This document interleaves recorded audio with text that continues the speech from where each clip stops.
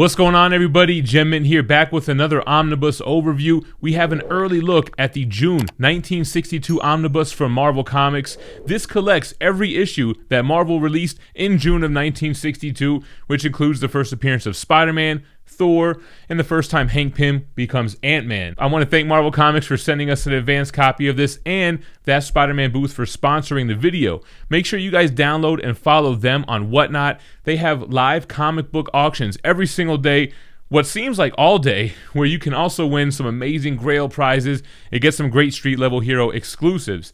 The link's in the description for Whatnot. You might as well give me a follow on there as well, as I'm selling every Wednesday at 2 p.m. Pacific, 5 p.m. Eastern. With that out the way, guys, let's jump into this Omnibus. Alright guys, so here's the DM variant for the June 1962 Omnibus. Amazing unused Steve Ditko cover for Amazing Fantasy 15. The story goes, Stan Lee didn't like the cover, had Jack Kirby do it, which became the AF-15 that we all know and love. This art was used as a variant cover for Amazing Spider-Man 700 and for the Superior Spider-Man DM variant for the Dan Slott oversized hardcover. Now, there is a regular cover, which is by Javier Rodriguez, which is very nice. But for me, you gotta go DM on this one. This book has a release date of May 31st. It has 504 pages and a cover price of $125. Here's the lovely spine. You have a sad Spider-Man there on the bottom. And here are all the issues that it collects.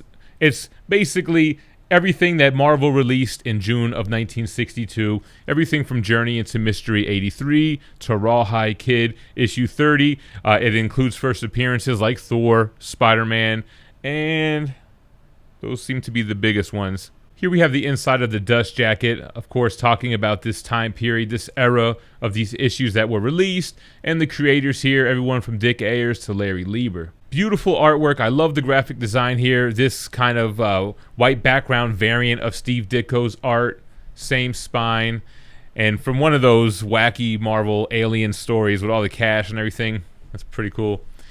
And then, like I said, the inside graphic design. You have these red interior pages. You got Peter Parker looking for the science exhibit, some Thor and Patsy Walker. You have some Marvel credits here as well with some Ant-Man stuff. Table of contents. So, for example, Amazing Fantasy 15, it collects all of the stories, not just the Spider-Man stories. So these are full issues that you get here. Pretty cool. Ditko pinup. And then we have an introduction by Mark Waid. Then we have Journey into Mystery 83, first appearance of Thor, all the stories. Super cool to have. I mean, I think these are pretty cool, like, coffee table books. This might not be for someone like us who have already the Mighty Thor Volume 1 or Amazing Spider-Man Volume 1, but, like, you know, maybe for more of a casual comic book fan or something to pick up as a gift for someone.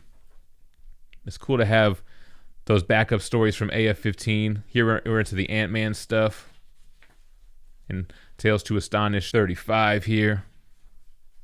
And even like here, it'll show you, you know, who did the pencils on the cover, who did the inks, the letterer. So classic Silver Age material. Marvel busting out the greatest hits of June, my birth month, but 1962. Here you have some Patsy Walker. So very similar. If you guys have seen my other video, which was probably during a haul on the August 1961. Look, it even has like the little activity pages in the back. Here goes the character from the back of the hardcover. So the binding is great on this book. I mean, this is a thinner omnibus, so you don't have much gutter loss. You have a nice spine.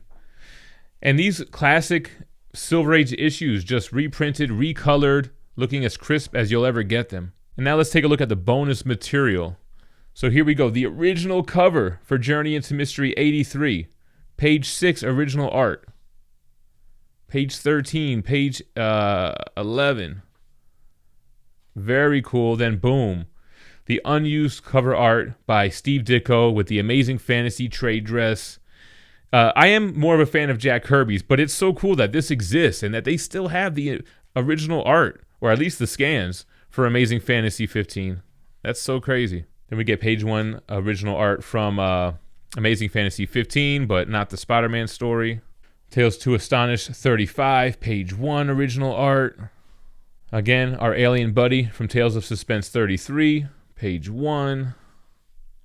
We have an afterword here from Stan Lee. This is back from 1974. Then we have one from 1991. Another one from 1974. Stan Lee afterword from 1987. Dick Ayers from 2006. And then we have some kind of recoloring, modernized versions of these covers that were used for like trade paperbacks. This is from the Marvel Masterworks trade. So is this. This is the DM variant, I believe. Oliver Copiel for the Mighty Thor Volume 1.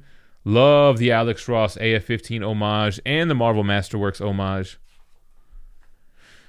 Little Javier Rodriguez. Like I said, this is the regular cover, and it has like a little activity thing there as well. And then boom, in color, Steve Ditko's original AF-15 cover. All right, so I said it was a greatest hits, but it's more like a discography. Every issue from June of 1962, like I mentioned, they did it for August 1961 when Fantastic Four issue 1 came out, and I was wondering if they were going to keep up the trend. So let me know what you think about it. Is it worthy of the collection? Is it a coffee table book? Would you buy it for a friend? Drop me a comment down below. Thanks for watching, and stay minty fresh. Peace.